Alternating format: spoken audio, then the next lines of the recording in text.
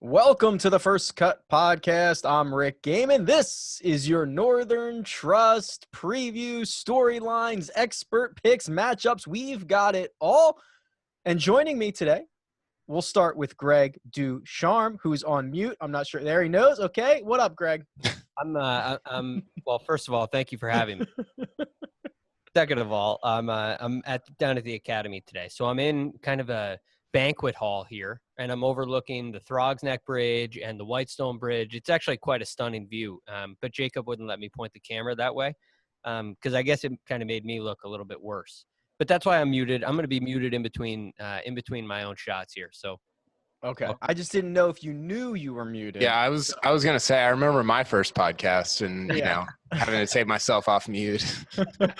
And that right there, back from a little bit of well-deserved time off.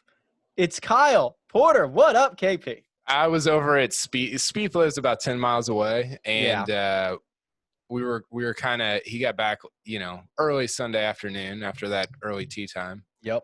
And we were kind of grinding on short game stuff. So I'm refreshed. He's refreshed. Let's do this. I imagine that's going to go very well for him this week in Boston.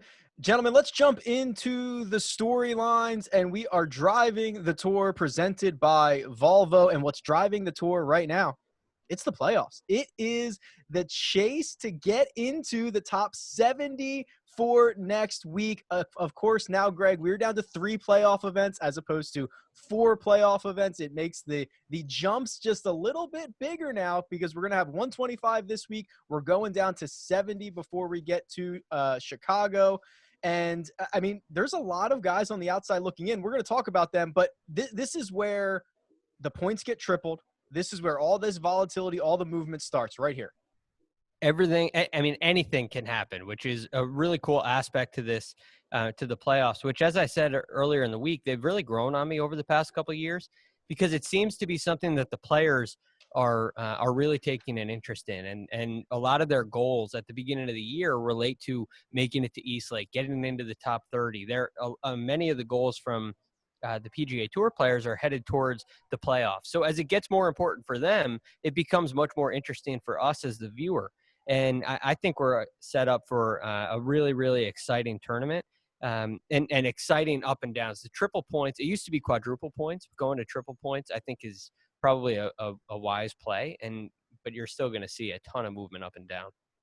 Do we like the playoff format, Kyle? Like, is this, I mean, what it used to be? It used to be 125 to 100, right? And then 70 and then 30. So my idea was always that you should eliminate players after every round. Oh, yeah. I think I've heard this before. So there's – wow. You can file this. I mean, this is half-baked, I admit. So there's 12 rounds. You've got, 125? Yeah. So after every round, 10 guys. See ya. You shoot 77 on day one, you're out. I mean, how good would that be? Well, it would definitely be exciting. That's right. See, the thing is, there are a couple of goals that you have to meet when you're dealing with the playoffs, which is the challenge. Because you want to create the most exciting product. You also want to have your stars play. And to Kyle's point, it would be extremely exciting to watch that way unless all the guys that all of your favorite players get knocked out in the second round, right? Yeah, but the counter to that is if Zach Blair makes it through to the last 20 or whatever, that's life-changing money for him. Mm-hmm. It's not for Rory or JT or whatever, but for somebody like Zach Blair, ZB, shout out, it is. I do. The other thing, and tons of people have mentioned this, so it's not new, some sort of match play at the end I think would be unbelievably compelling, and we've sort of gotten that over the last couple of years with Rory Tiger in 18, Rory Koepka in 19. So you get a little bit of that in terms of like the final pairing at East Lake, where there's a difference in 10 mil in first and second. Right. But to get that, if you take the final 8 or the final 4 or whatever and do it on a Monday night, a Tuesday night, or I don't know, I guess you'd have to do it on the West Coast. There's a lot of variables there. But I think the match play part of it, I mean, you guys watch the USAM, that's unbelievably compelling. Mm-hmm. And to do that, it just breaks up what becomes at least style-wise, in terms of the way they play, a kind of a monotonous season of just stroke play, 18 holes, 18 holes, 18 holes. Throw in some match play, and I think that would make it even more interesting than it already is. I do think that would be interesting. There's another goal that the PGA Tour has in the design of the FedEx Cup playoffs. And I do think it's important, but I think there's a way to circumvent it. And they want to reward players for their regular season. And they've kind of tried to do it with the Wyndham Rewards, but which I think is a great idea. But I think Wyndham Rewards is too small in comparison to the FedEx Cup. So the FedEx Cup is sitting there at whatever the purse is, I think it's $60 million for the playoffs.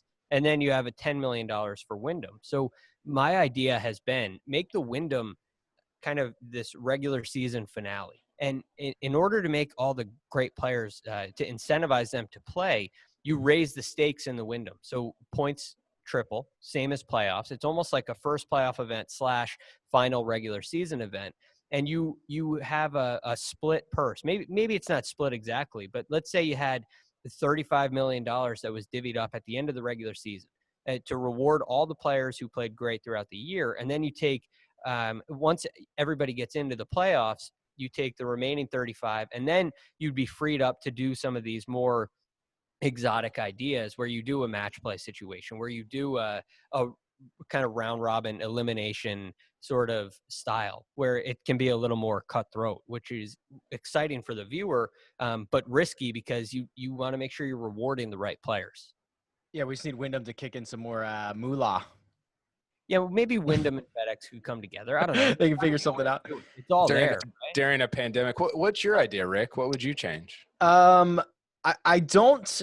Oh man, I don't know, but I might be alone on this. I actually like the staggered start in the Tour Championship because I think the worst thing for the sport was having a guy finish early on Sunday morning and be crowned the FedEx Cup champion, or having a winner of the Tour Championship and having a different winner of the FedEx Cup and trying to figure out there's nothing worse than trying to figure out the calculation that nobody knows the calculation to figure out the points. Steve Sands with the whiteboard. Right. And just be like, oh, that birdie, yes, he's now in position. This is it. Congratulate.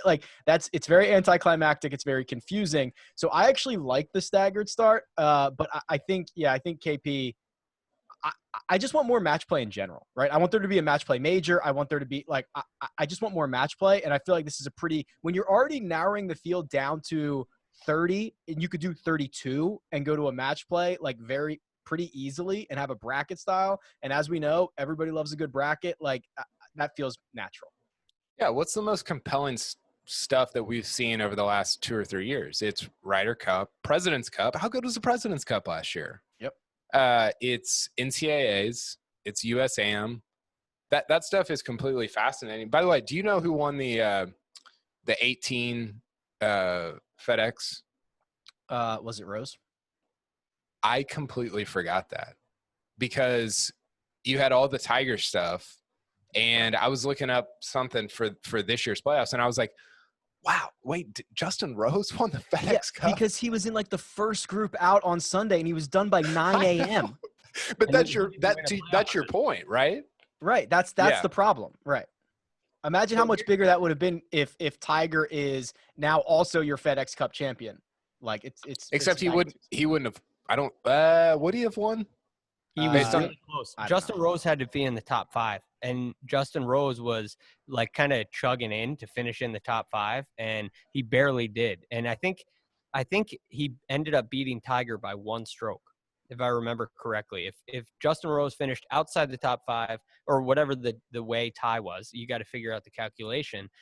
Tiger would have won the FedEx Cup too. So it was complicated. And now we're going to go to Steve Sands for a drop here. You got we're that now, drop, Jacob? We're now going to go to Steve Sands, who is going to tell us who the FedEx Cup champion is because we can't see it with our own eyes on the course. That's a crazy situation. So your point about the staggered start, it's not great. It's not great. I agree with your point about it simplifies it, which is good. I think that's true. I just think there's a way to do it in match play or some other format that is less goofy that would be even better. I tend to agree. Just do a bracket of 32, 1 versus 32, 2 versus 31. You'd get some really killer matchups because some great stud would be like 31st and beat the 2 seed. It would be awesome. Well, but the real idea here, and this is not mine, I think I've thrown it out there before. This is from Chris Solomon of No Laying Up, and this was his idea for the WGC event. Have the number one guy get to pick who he plays. Nice. So if you're JT and make a TV, I would watch that. I mean, throw a few beers in there, little, Phil's drinking wine. Literally anything can happen.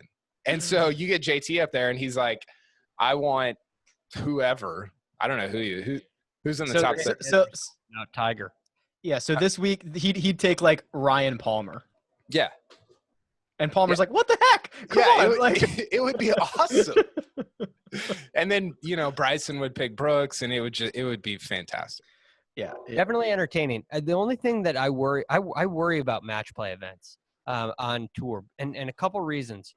Ryder Cup and President's Cup are different because you have 12 matches out there. Yeah. And they all end up counting for 1 point. But when you get a final like we had, like the WGC Dell Technologies match play is kind of up in the air on how it does. It's very risky. If you get Kevin Kisner beating Bubba Watson 7-6, it's not an extremely compelling way to end your season.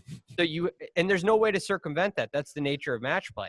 Now you can get what you got at the USAM where it comes down to the final hole and nobody can see because of fog. You can get really compelling matches for sure, but there's also always that chance that somebody's burnt out, somebody kind of mails it in, or somebody just dominates, and then it's a little bit of an exhale, a little bit of a letdown.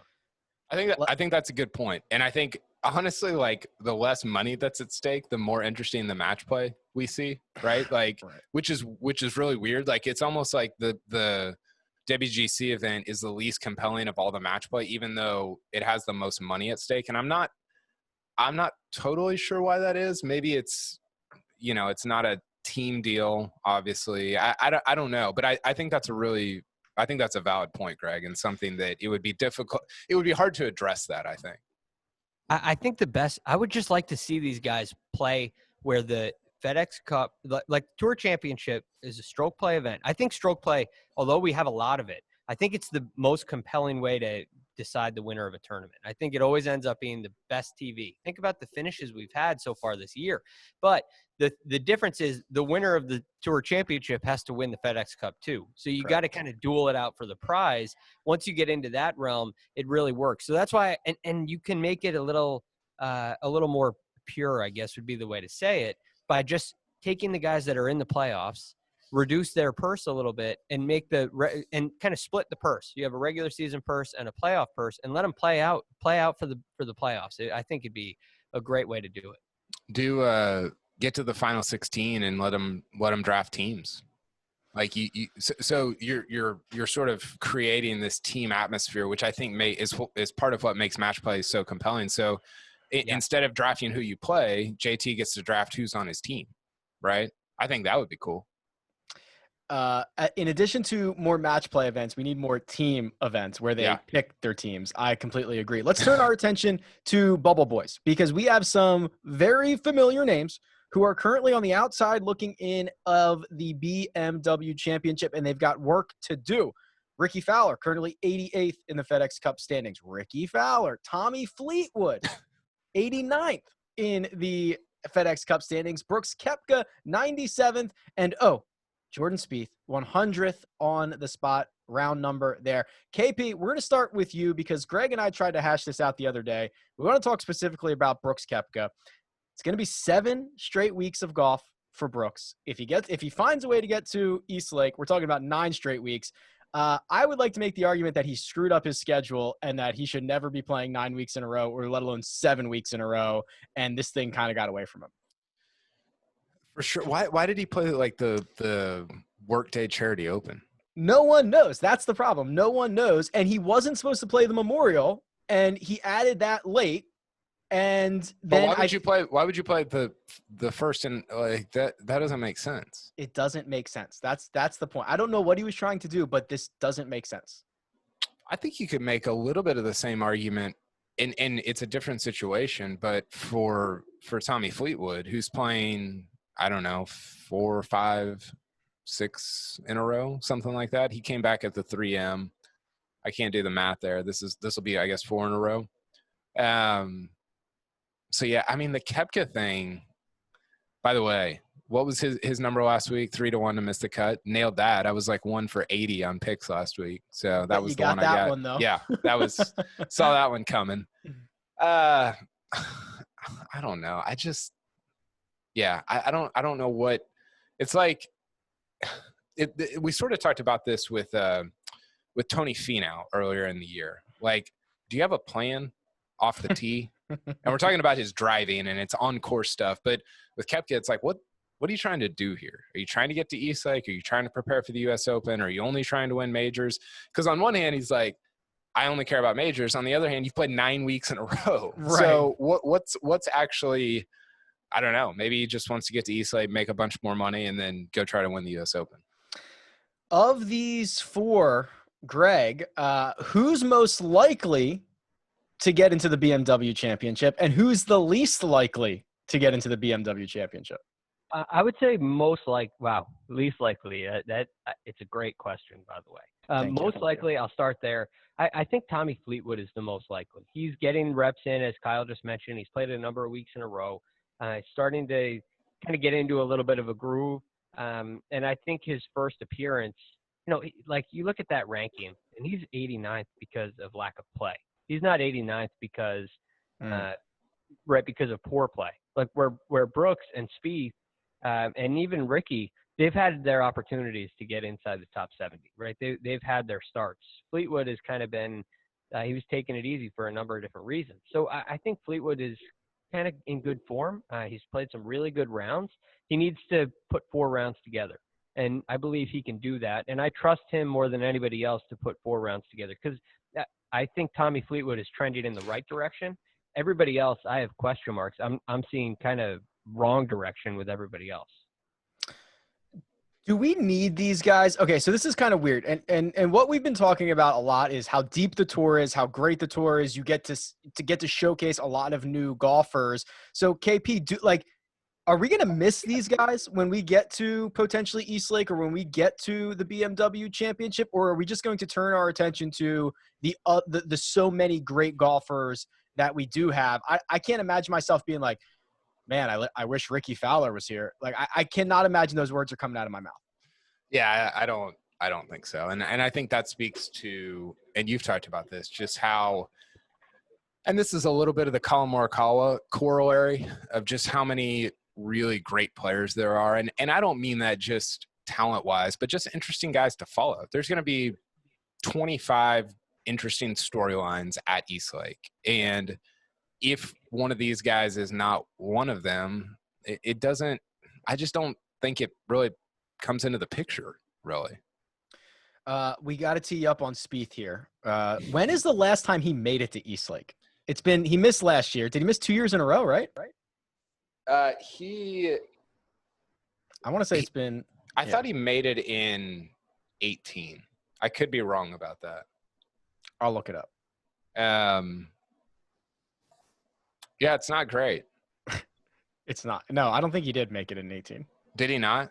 No. Oh, I think, wasn't he like 31st or something? Yes. Yeah, he was like the one right outside. Yeah, that's he was right. a bubble boy. Yeah. So this is going to schedule. Like he needed that event to earn enough to that's have right. starts. So he planned on getting in. It was, I remember that. He got a slap on the wrist from the tour. He had to like play the Sony Open or something. It's like, oh wow, I got to go to Hawaii. Oh, that's right. My punishment. I forgot about that. Yeah, what a punishment. Yeah, it was pretty tough deal. Yeah, I don't know. Why did I pick him for our one and done last week? What was I doing? I assumed desperation. I thought it was because you were not going to be working, so you kind of thought, well, I'm that's not right. He has to win. That's right. I thought because you weren't working, you didn't have to face it. Like you could just like put it out there and not have to talk about it ever again. So I was thinking about this, and I didn't go through. Rick would actually maybe have a easier time doing this, but I wonder who has at least statistically been the most similar to Spieth over the last 2 years. Ooh. And how differently we talk about whoever that person is, or how we don't talk about them at all. Okay, and that's the one. It's some. I'll find a guy who's very similar for you, but I feel like it's the latter where we don't talk about him at all. Yeah, we don't even pay attention to somebody who isn't, and for good reason. Like Spieth is obviously 3-time major winner, all this stuff, but he just is like so irrelevant statistically that it's like, what are we even talking about? Says the guy who brings him up on every podcast. I just, and I don't know if that's I don't know if it's a thing where like you quickly snap out of it, it's gradual over a long period of time, or you never snap out of it. What if we've gotten to a point with Spieth where it's like, this is who he is for the rest of his career, and the outlier was actually the first 4 years or the first 5 years or whatever? I mean, is that in play? Yeah, well, the hard thing about it is you've never seen him go through a low before, where when you look at Justin Rose, when he first came out on tour, he missed 21 cuts in a row. So we've seen Justin Rose kind of crawl out of the low time, out of the dark time, and get to world number one. He's climbed the mountain. Jordan Spieth came out and everything went his way. And so we haven't really seen him overcome adversity from a wide scale adversity, like broad stroke adversity. So Webb's caddy, Paul Tesori, brought this up after, I want to say it was after the Players' Championship. So this was a time, and this is different, I get it, but Webb's father passed away. Do you guys remember that? Like, yes. When that was going on. Was that before before he won the Players, or after? I don't know that. I don't remember off the top of my head. It might have been after. Anyway, the quote from Paul Tesori was like, in some ways, like, as a person, this was like obviously incredibly difficult to go through, but also it's good for people to go through adversity because it makes them more resilient. It makes them stronger. It makes them just more well-rounded personally. And he said something like, everything has always kind of gone Webb's way, like his entire life. Like, he's just been good. He's got, success as an amateur, success in college, like great fan, like all these different things. And so for him to face adversity was unusual, but it was also a really good thing. And it's completely different. I'm not comparing like your family life to not being able to like find the center of the club face like Spieth. But in some ways, I wonder if you come out the other side of this 4 or 5 years from now, if you're even able to, and you're just more well-rounded and better overall as a golfer. I don't know if that's in play, but it seems like it could be. Here is the best comp I could find very quickly. Wait, let me guess. I don't think you're going to guess it. Okay, I'll tell you, Dave. Jordan Spieth, I went back 2 years. Jordan Spieth played 143 rounds. This person has played 163. Okay? They are within 0.05 strokes gained total of one another. They are almost identical off the tee. This other golfer is about a quarter of a stroke better on approaches, but a quarter of a stroke worse putting around the green. They're almost identical. They're very, very similar. This is going to disgust me. It's going to be atrocious. It's not pretty. Justin Hadley. Wow. No, not a bad guess though. Brian Stewart, who that has to be the first time I've ever uttered Brian Stewart's name on the First Cut podcast. Which is sort of my whole point. Why are we doing like 10 minutes on Spieth for TPC Boston, by the way? Because it's so good. But I'm so glad that you have that person available, because you have Brian Stewart available. Because I was thinking about that. I was like cleaning the kitchen last night, and I was like, I wonder who this is real, like this actually happened. I wonder who statistically is the most similar to Spieth that we've literally never talked about. And there you go. There you go, Brian Stewart. All right, let's turn our attention to the big cat. And by the way, Greg, how about this? A little tiger sighting at Winged Foot. Oh, him and JT, a little sighting. I love this. Yeah, pretty cool. Apparently it happened really quick. My inside sources over there say it was – I actually got to – well, we don't need to go down this road. But, yeah. Please do. You can't do that. My buddy, my college roommate and – You don't have to out him. Just tell us what he said. No, well, he actually played 9 holes with JT. and JT shot 2 under. Let me dig this up because here we go. He contended. He was 2 up. Well, my buddy, who's a good player, right? I mean, he's no PGA Tour player, but when you work over there, I mean, those guys are real golf pros, right? They play a lot, and so basically, I got to search this here, but basically, he was 2 up through 3 and lost the front 9, 2 down. Your buddy did or JT did? My buddy did. Okay. JT ended up beating him. He was like the number 2 player in the world. Apparently, he kind of showed up. Nobody knew he was coming. He kind of snuck in there and all. Did they make him pay? Yeah. Well, he had to pay the caddy. There you go. That's sick. Yeah, pretty cool. My other friend, 2 of my best friends from college, and the 3 of us are kind of a little gang. They both work there. You're in a gang? Yeah, I'm in a gang. We're called the Free 3. So we abide by no laws. Anyway, I mean, I just made that up. What's your gang symbol, hand symbol? This is the Free 3. My one friend, this is taking an unexpected turn. Greg being in a gang is not like that was like 800 to 1 coming into the podcast today. For sure. Somebody cashed that. I think Jacob probably cashed. He had a he had a ticket on that one. But anyway, my one friend is playing with JT. My other friend gets home from work, has no idea that he was even there. So it was very under the very low key under the radar. It was pretty neat. But did you guys see what JT said about the course? He said he loved it. He said it's all out in front of you. He said it's hard, it's narrow in certain landing spots, but it's all out in front of you. All I could think about as he was talking about that was, man, I hope Greg sees this. I hope Greg is listening in.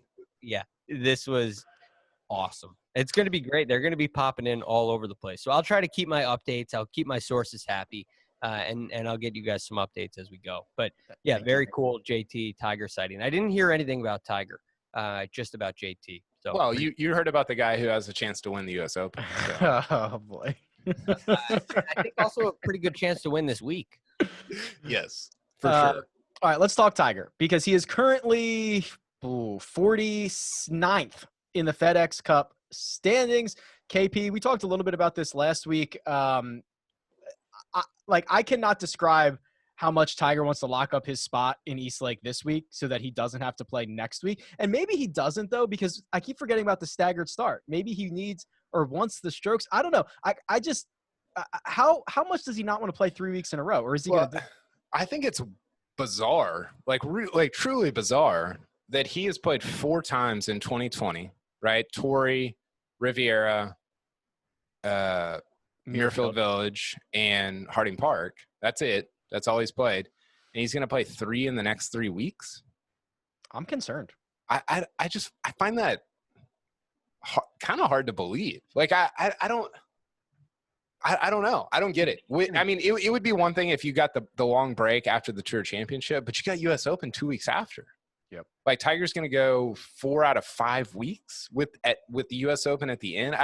That does not add up to me. I don't know. I mean, obviously he's going to play if he makes it to the next round, though. And I think he will. He's playing pretty well. You know, it's not – you look at some of these finishes and you're like, I don't know. But he's hitting the ball well. You know, it's not like a couple of years ago where you're like, wow, he's kind of all over the yard with his tee to green stuff. It's more so he's just not putting it that great. So I think the way he's striking the ball is good enough to get him to BMW, to get him to the Tour Championship. And then you get to the end of that at Eastlake in early September, late August. I mean, he's going to be toast. I completely agree. Yeah, I don't know how – it's very interesting to me. The one thing I'll say is that fortunately it's summertime. I don't know anything about Olympia Fields, but TPC Boston doesn't seem to be, too hilly. It doesn't seem to be too tough of a walk. I've never walked it personally, but it doesn't seem to be too crazy. I don't really know about Olympia Fields. Eastlake's a place he's comfortable. It's going to be hot down there. You're talking about Georgia in August. It's going to be hot. So that, I think, bodes well in his favor. But what's the likelihood that he gets to Eastlake? I kind of feel like he's going to play these 2 tournaments, not make it to Eastlake, and then I think he's got 2 weeks to get ready for U.S. Open. And I think from that standpoint, this works. If he's got to add another week, well, so be it. Maybe, if he's really not feeling it, he can always withdraw. He's done that before. So, It would be sick if he made it to the Tour Championship and then didn't play. He's like, I'm good. I'm going to go good. prep for the U.S. Open. Got to make sure I'm in shape for Punta Cana in a couple of weeks. Speaking of Tiger, he's part of our prop questions. Greg, would you like to win $2,500 this week? Yes, please. Okay. No need to put any of your own money at stake. Just go to cbssports.com/golf props to play. A link is in the description, so you've got no excuse. Our full tournament game is up right now, and you can answer this very question. It is in regards to Tiger Woods. Greg, what will his lowest round of the week be at the Northern Trust? Your options: over 67.5 or under 67.5. Remember, par 71, 3 par 5. So we're talking about what, 4 under? We're talking about 4. I think he shoots around under 67.5. I think he can get a 5 under round in. I mean, you got 2 really, really reachable par 5s. The 4, we talked about this yesterday, Rick. The short 4th hole is going to be reachable for everybody. I think there's plenty of birdie holes out there for Tiger. And as Kyle said, he's hitting the ball all right. He's hitting it well enough. So I think he's going to get at least 1 round pretty low. He has 1 round of 67 or better in his last 4 events. So in 2020, I guess that's really not much. He's only played 4 times. 1 round of 67 or better. He did it in his last round of the PGA Championship. KP, over or under 67.5? Well, I was going to go under until you gave that stat. I'll go under. I think this is I was looking at the kind of the course makeup on Data Golf and just like what plays well and what doesn't. And it's like the most average PGA Tour course. Like it just like if you overlay it to the PGA Tour average course, like strokes gained off the tee, strokes gained approach, it like fits exactly. So to me, it's not going to be overly difficult for him. And if his putter won't be cold for 4 straight rounds. So I'll say at least 1 round of 67. I actually think under as well, because if you look at the other events that he's played, it's been Torrey, which is tough. It's been Riviera, which is tough. It's been Muirfield Village, which is tough. And it was the PGA Championship. Like, I think he's got a 67 in him. This is going to be probably the easiest course he's played this calendar year. Yeah. We'll go there. All right. We have got to do matchups. We've got to do best bets and expert picks. But first, we're going to take a quick break and hear a word from our partners. And we're back. All right. Matchup picks. Gentlemen, I looked at it earlier and I can't remember. Greg, are you the defending champion? You're 6-2. I'm defending champion. Okay. Congratulations. So you are going to get to go first here. And our first matchup is Rory McIlroy -110 versus Jon Rahm -110. Where are you going, Greg? Both of these guys have some definite question marks about him. I'm going to go Rory here. I love his past history, winning twice, of course. And I feel like Rory's due. And I think this may be the venue where he kind of peaks a little bit, plays a little bit better, kind of gets things back in order. I mean, only 1 top 30 since the restart. It's kind of crazy. I don't have much confidence in either one of these guys at the moment. I don't know if I should. I mean, I guess Rahm's been better, but I'm going to take Rory here. It hasn't been good since the restart. I just kind of refuse to believe we can go on a prolonged stretch, KP, where Rory's like not good. Did you guys see his quote after the PGA? No. He said he was being I thought I brought this up on a podcast, maybe not. He was being asked about why he hasn't contended for like until like on a Sunday afternoon, basically at a major in a while. And he said something like, I don't know, maybe I'm not as good as I used to be. Oh yeah. You told us that. And you're like, talk about that. Oh, that's Rory. Give me it's not, but it's not true though.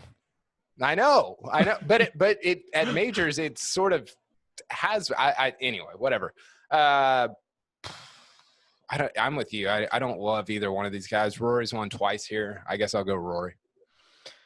Bryson DeChambeau, he's got the quote of Tuesday. He's got his, ball speed up of his 6-iron up to 1,000,000 miles an hour or something. He's getting stronger every day. He's evolving, KP. He's going up against Justin Thomas at -105. These are a couple of heavyweights. Who you got? Well, it's one heavyweight and one featherweight. Bryson's quote about going down the rabbit hole. He's like, I'm just going to go down the rabbit hole, see how far it goes. And it's like, well, that usually ends well. Right. That never backfires ever. I'll go JT. He's so good on this course. He's playing really well right now. I'm going to pick him to win. So I'll pick him here. Greg. I'm so torn here because, part of me does believe that the end of that rabbit hole is a pot of gold for Bryson here. He just continues to $15 million. Yeah, there may be a pot of gold down there. So we'll see what happens. I have no idea where to go. Like I know that these two guys are probably one of these guys I'm probably going to say is going to win. Just a little teaser alert. I like both these players more than anybody else in the field this week. I'm going to go Bryson. That may be hedging a little bit. Ooh, okay. That's a little foreshadowing. Got it. I'm going to take JT because if my whole shtick is like, oh, tee to green game, it's all that matters, blah, blah, blah. Like, there we go. I think I have to do this because he's going to go as far as his putter allows him to. And I think that's a good thing. I think that's a fine thing. Only 6 winners on tour since the start of 2015 have been able to win a golf tournament while losing strokes putting. JT did it at the WGC FedEx St. Jude. As we know, he lost the most strokes out of any of those 6. The rest of his game, absolutely sublime. I'll go JT. I think Jason like yourself right there, by the way. Well, the strokes gained to green. I think didn't Jason Duffner do that at Memorial a couple years ago? Yes. I don't have the list in front of me, but it's Duffner, Kyle Stanley. Yes. That was a couple of really good ones there. Congressional, I think. Yeah. I don't have the full list in front of me, but yeah, Duffner definitely did it. That's the usual suspects, Duffner and Kyle Stanley. Exactly right. Very on brand for both of those guys. Dustin Johnson, -110 versus Xander Schauffele. I'll go first. I love Dustin Johnson in outright situations. I hate him when you have to have like a floor because usually if you finish like 20th, you're going to win a matchup most of the time. DJ's first or last. He's Ricky Bobby. I'll take Xander. KP. Yep. Xander's been really good in terms of top 20s and top 10s over the last, really since the restart. So I like Xander here. Greg. I totally agree. Xander has been playing great. Hasn't been getting a lot of attention. This is the kind of event Xander wins too. He's kind of under the radar, and it's a big time event, and Xander's due. This one's really kind of sneaky. Jason Day versus Colin Morikawa, which if you told me this was going to be a matchup where both of them are -110, like, I don't know, 6 weeks ago, I'd be like, that's a joke. Jason Day should retire. He has resurrected himself. He's unbelievable, Greg. I mean, the irons have come around. He's top 10ing everything. I mean, he hasn't won here at TPC Boston, but he's been in contention over and over and over again. So I'll take Jason Day. Where are you going, Greg? I'm going to go Colin Moricawa here, but I mean, all the props in the world go to Jason Day for getting into this matchup. I agree with you. I was so happy to see him in here. We're getting to talk about Jason Day, and it's not, is he going to be able to make it is he going to be able to make his own coffee tomorrow morning? Like Jason Day can play. He's playing real golf now. Is making coffee a very physical activity? Well, you have to get out of bed. You have to go upstairs. These are the kind of things that I worried about with Jason Day for a while. So happy to have him back, fully operational. We need to get Phil's Coffee Company to sponsor the podcast. Oh, we really do. Did you see the video of him, how he makes it every morning and a couple scoops of this, couple scoops of that? He's got the, what's that thing called? Little mixer thing? The frother? Oh, no, I didn't see it. This is beautiful. I tried to just eject from the internet last week. So if it was last week, I probably didn't see it. I don't know when it was. Time doesn't exist anymore. But yeah. I think he posted it on Instagram. I'm going with Jason Day here. 4 straight top 10s. I think you're getting a little value just because Morikawa just came off the PGA win. It kind of feels like Day's going to win one of the 3 playoff events. So I'll go with him here. He is, if you go to the last 5 years of strokes gained numbers of all the playoff events, the top 4 guys are like JT, Day, Rahm, and Paul Casey. So they definitely are in. Paul Casey. Wow, I'm surprised Rory's not in there. Rory is not in there. Yeah. Here we go. Webb Simpson, who is actually playing with Morikawa and JT in featured groups versus Patrick Cantlay. Kyle, we'll start with you. That's such a great group, by the way. Yes. Go tell if you're 10 years old, I don't know why you're listening to podcasts if you're 10 years old, but if you are and you just want to swing however you swing, go watch that group. 3 very unique, awesome swings. I don't know if Webb's swing is awesome, but it's unique. I'm going to go with Webb. I thought obviously the lock of the year, top 10 at Wyndham. Yeah. I kind of like Cantlay as like a dark horse overall FedEx Cup winner, but I think his success comes later in the playoffs. I think Webb plays great at a place where he's won before.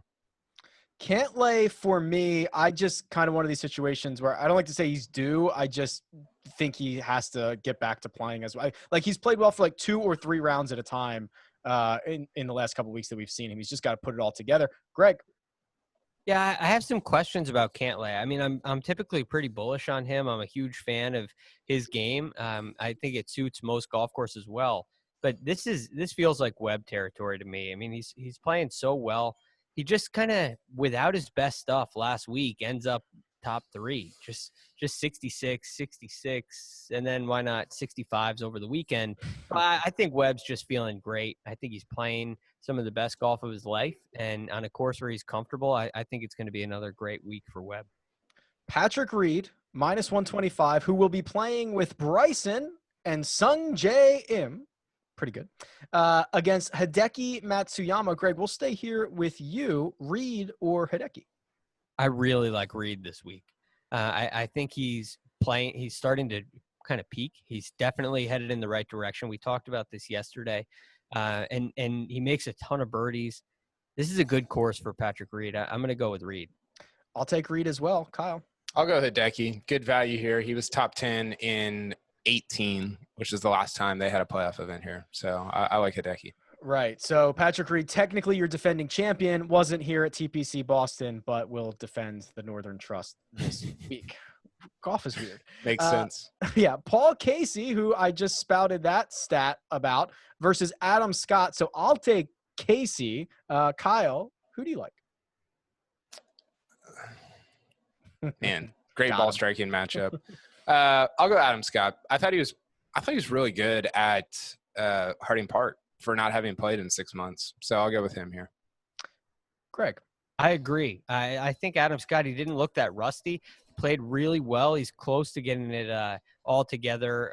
Another place where it seems like all the great players have played really well here in Boston. But so I love that aspect.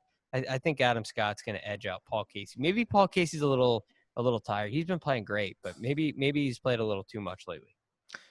I've been told it's Billy Horschel season, and he is in our next matchup versus Scottie Scheffler, who this has got to be his playoff debut, I think. I think he was in it last year, wasn't he? Oh, I guess 125 probably would have been pretty. Yeah, this might not be his playoff debut. Greg, we'll start with you. Billy Horschel or Scottie Scheffler? Wasn't Scottie Scheffler? Well, never mind. I won't go down that path. I thought for some reason he was a rookie this year. That's right. I was wrong. Okay, so he was in the Korn Ferry Tour Finals last year. Yeah. Tearing it up. I like Billy Horschel in this one. I think he's another one of those guys playing really well. I don't think last week's defeat was like an emotion. I think Billy Horschel's starting to feel hungry. I think he's starting to see the trophy. He feels like he can get it. So, man, I know a lot of people are really high on him right now. I definitely am too. Kyle. Yeah, I like Scheffler. To me, Horschel's a little too putter heavy in terms of how he's putting scores together. Scheffler was awesome at the PGA Championship. I think he kind of continues that momentum into this event. While Billy Horschel is a notoriously good putter, what he did last week was his best putting performance in almost exactly a year. I'm going to say he comes back to earth just a little bit. Scottie Scheffler edges him out, so I'll take Scottie Scheffler. Abraham Answer versus Matthew Fitzpatrick in our final matchup. Greg, I didn't even have to look. I see it in the outline, but I knew who you were going to pick here. Yeah, Abraham Answer. I'm a huge fan of this guy.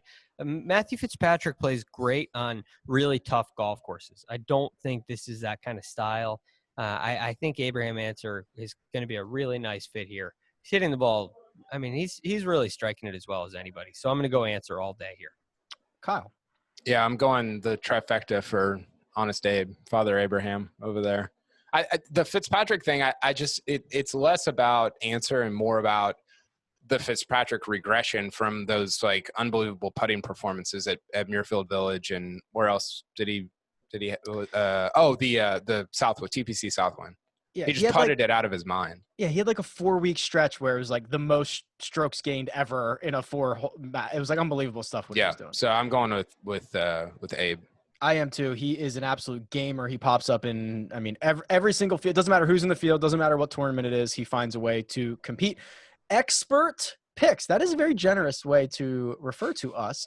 Let's start with our sleepers. And Greg, you have an Oklahoma State guy. I do. And it's hard to call him a real sleeper. But, we have these guidelines. We have these, breakdowns. So this guy's sitting at 50-1 right now.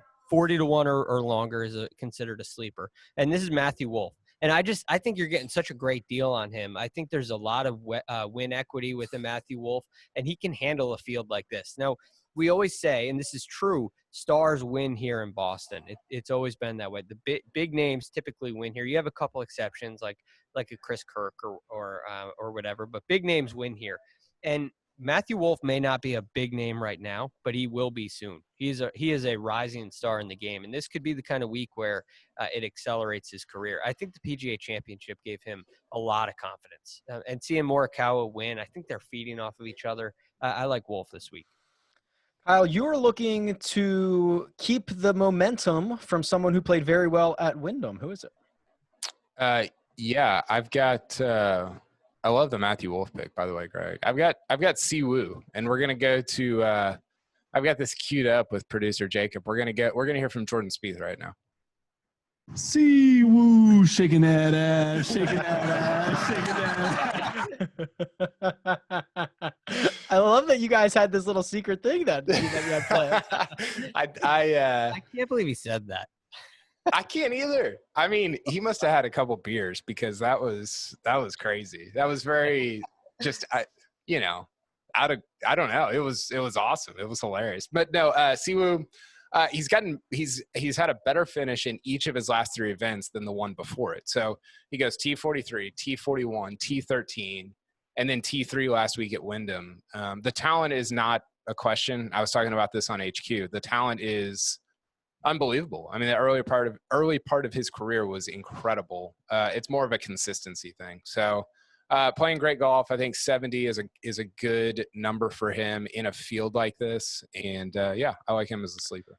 I don't mind that one bit. I'm going to say words I've never said before. How about Emiliano Grillo, who is 150-1? Here is the tidbit.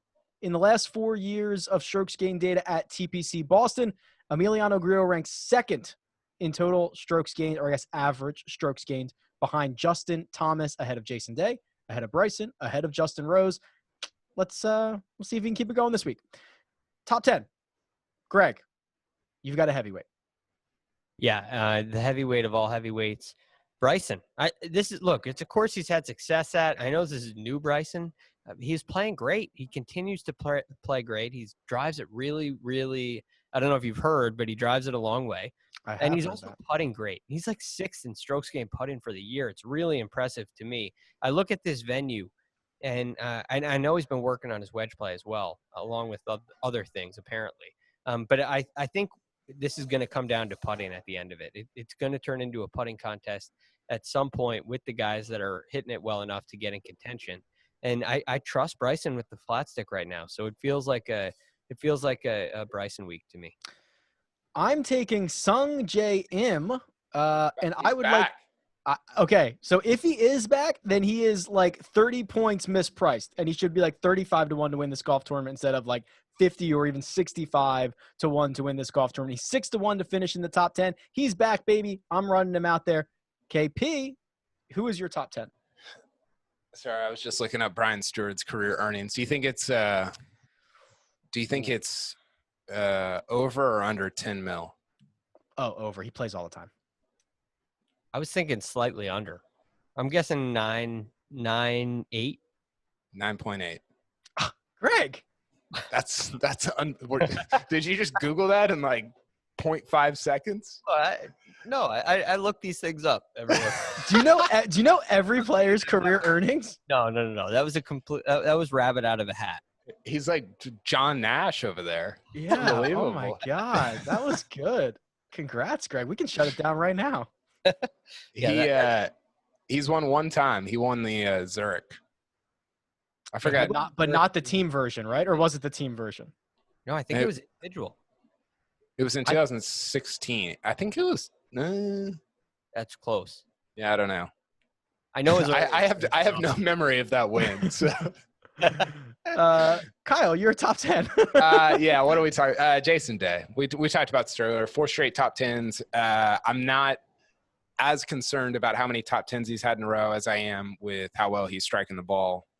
Really like him this week. Really like him. If I had to, if you gave me a number on this person will win a playoff event and I got him at 15-1, I think that would be a great bet. I think there should be more exotic bets like that. That's that's not too silly. It's not like will Phil take more strokes than, somebody has receiving yards in the Super Bowl or whatever. Yeah. Those are just stupid. But that one is that's reasonable over the next 3 weeks. That's like when I wanted to bet Bryson to just win one of the next 5 events or whatever. Yeah. I don't care which one, just one of them. Yeah. Greg, I'll give this to you for your pick to win because I think it's a familiar name we're going to see from Kyle as well. Justin Thomas. Now, look, this is why I said earlier I'm kind of hedging a little bit because I took Bryson in the matchup. JT, I'm picking to win. I can't decide if it's JT or Bryson who's going to get the job done this week, but I think both of them contend. I think the golf course suits them both perfectly. And Kyle will tell you, JT is striking it so nicely, and I love his short iron and wedge play. Go ahead, Kyle. Tell me that you like his short game and wedge play.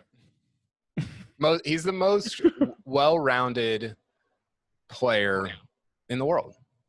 There's nothing that he's the best in the world at, but he's top 30 in the world in everything. I was looking this up the other day. I was looking at driving distance. I was doing a story on Morikawa and Bryson and how different they are with driving distance. Spieth averages more off the tee than JT by a decent. Well, it's not a ton, but by a small margin. It's just I think we think about JT as being one of the top 10 bombers. He's really not. He's just unreal in every aspect of the game. And when you're that good and you just don't really have holes, you're going to contend a lot when your putter's hot. So I'm basically just picking JT every week because he's so good right now that he's going to hit one out of every. I think he's 12-1 this week. His winning percentage right now is going to be higher than that based on how well he's playing. I agree with you, and that is a great segue into my golfer, who I'm taking Dustin Johnson, and this is a lot of value. So I talked about how much I hate his floor in matchups, but the fact that he's so volatile, his ceiling is so high, and his floor is so low that in an outright situation, I don't care if he finishes second or 72nd. It doesn't matter. It's all the same. I'll take Dustin Johnson. Rapid fire one and done leans. I will tell you, I don't have anybody left. I would take DJ if I had him available. I don't have anyone. I'm probably going to play Adam Scott in our one and done. Greg, what say you? JT. KP. You have JT left? Yeah, I got a lot. He's got everyone left. I thought he told us. I'm screwed. I might go Danny B. Straight vibing. He has been straight vibing. Best bets. Greg is on his phone. Yeah, I'm trying to check out who I got left, but you know what? We'll save it as a surprise. Next week you'll be surprised again. My best bet is Abraham Answer over Matthew Fitzpatrick, and it's because of what Kyle and Rick said earlier. Fitzpatrick was kind of on a real hot streak because of the putter. I also don't think this is a Fitzpatrick kind of course. If we were playing the Arnold Palmer Invitational, okay, Fitzpatrick's really a threat, but here at TPC Boston, I don't think this fits his style. So I do think it fits Abraham Answer style. So I think that's the best bet of the week. I like it. Kyle, which 2 golfers would you like to choose to win the golf tournament? Are you going to do one of those? I did Lucas Glover top 20. Oh. So it's plus 750. He had 4 straight top 20 or top 25s and then 3 straight miscuts. So I actually like the volatility in this case. And, some of those miscuts were just a cold putter, which is often the case with him. So yeah, I like him at that number in this field. Lucas Glover, top 20. Love it. I have a top 20 bet as well. It's Doc Redman at 5-1. The guy is a flusher. Thanks to Mark Immelman for telling us that. Love the way his game is going right now, so I'll take him to finish in the top 20. Gentlemen, thank you very much. That's the Wyndham. Nope, that's the Northern Trust. Storylines, best bets, matchups, all the good stuff. We'll be back at it all week long. Let me thank Greg DuCharme. You can find him on Twitter at TheRealGFD. Let me thank Kyle Porter. You can find him at Kyle Porter CBS. I'm Rick Rungood. This has been The First Cut. We'll catch you next time.